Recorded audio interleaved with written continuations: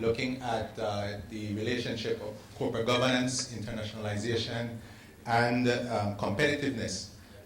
By corporate governance, basically we're talking about those mechanisms and the framework, the structures in place to direct and control the organization.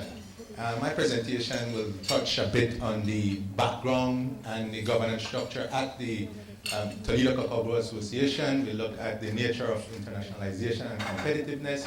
I look at some of the constraints and try to look at way forward.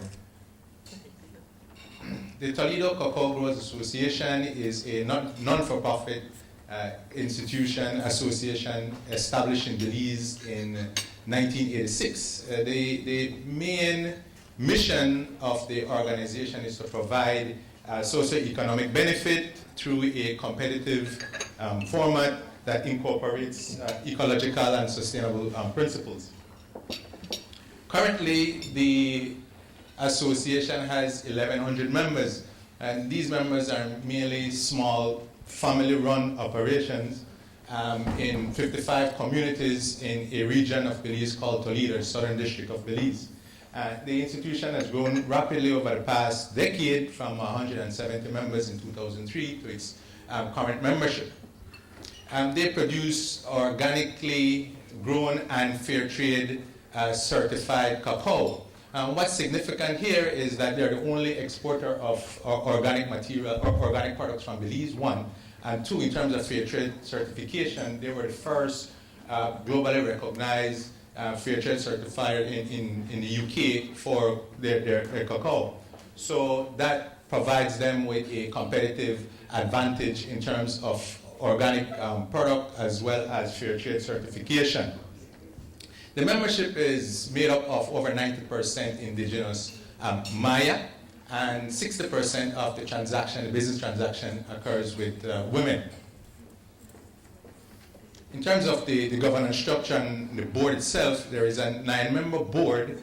All members of the board are in fact members of the association. And some important things you want to make note here is the fact that although there is a separation between the executive and the board, so there's some form of independence there, there is no independence in terms of members of the board from outside of the association. So this obviously is a disadvantage in terms of bringing expertise in the boardroom.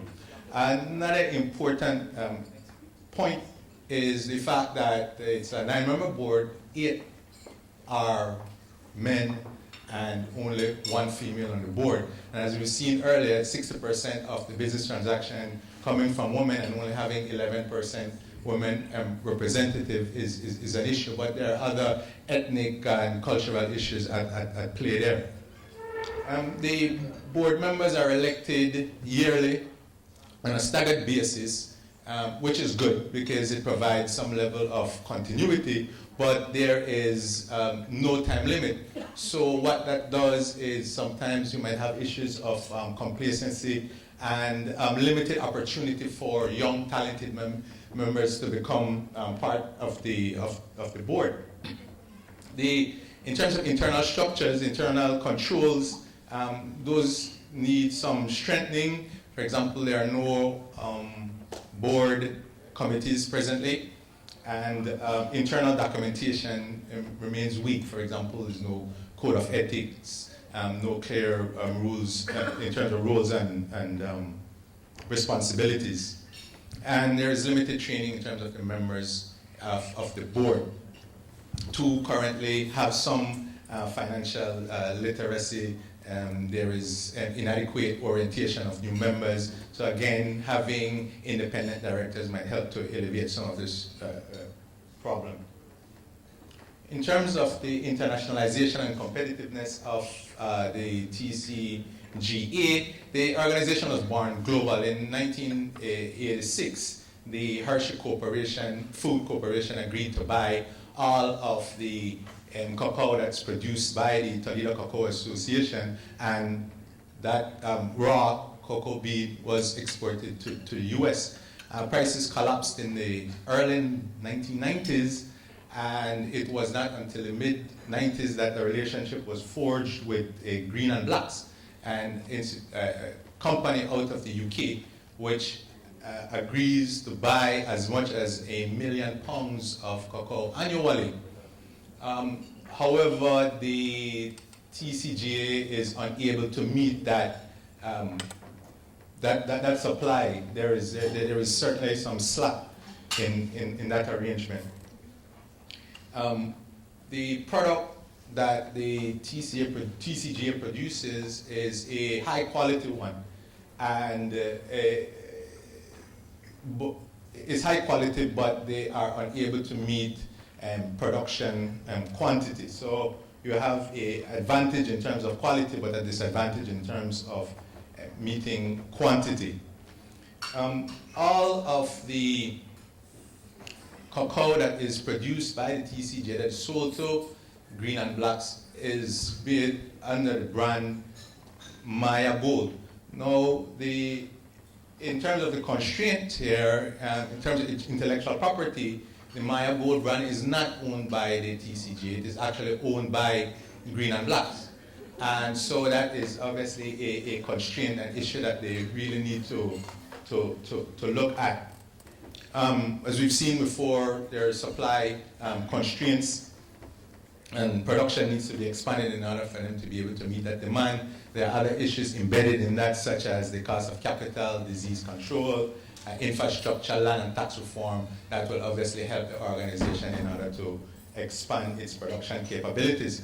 Now, in terms of recommendations, obviously the corporate governance structure needs some strengthening. We need more women to be more representative on the board, and independent directors, especially those with specific expertise that could assist the organization in terms of moving forward.